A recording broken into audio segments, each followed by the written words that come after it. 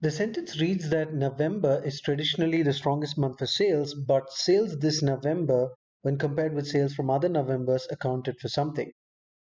Now, the main split that we can see lies at the beginning of the answer choices itself, the difference between but and so that. But is a conjunction that is used to convey contrast, whereas when so that is coupled together, it indicates the purpose behind something. So that can be used in this fashion. For example, she dieted so that she loses weight.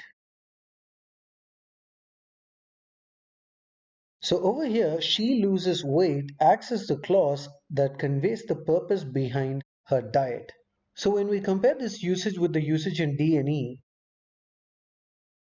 is this part supposed to convey the purpose behind why November is the strongest month for sales? That the sales of this November accounted for something serves to be the purpose behind why November is traditionally the strongest month for sales. That makes no sense at all. D and E go off. So the usage of the conjunction but in A, B, and C is definitely appropriate because the sentence intends to convey this contrast between the ideas that November is traditionally the strongest month for sales, but sales this November was greater than sales in any other Novembers. So that logic works. So now what we're actually supposed to work with is the comparison that is being done in the remaining answer choices, because we can see this comparative phrase compared with. So when we understand that the question is testing us for comparisons, we must keep this main rule in mind that we can compare only logical comparables.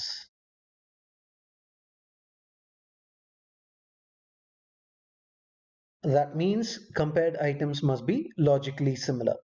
So in the original construction, we have sales this November even when compared with sales from other Novembers.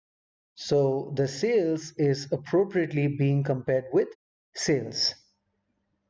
Now in B and C, we can notice a pronoun difference. B uses the singular pronoun it and C uses the plural pronoun they. And we can understand what exactly is being compared. It's the sales, right? So the they is referring to the sales and the it is also referring to the sales, but sales is plural, so B has a clear mismatch in number, B goes off. But even if the pronoun in C has the proper noun reference, if we check for what is actually being compared here, we can understand that the sales are being compared with the previous Novembers. And that is not a logical comparison at all. C goes off. So the original construction itself is perfectly fine. A alpha is our answer.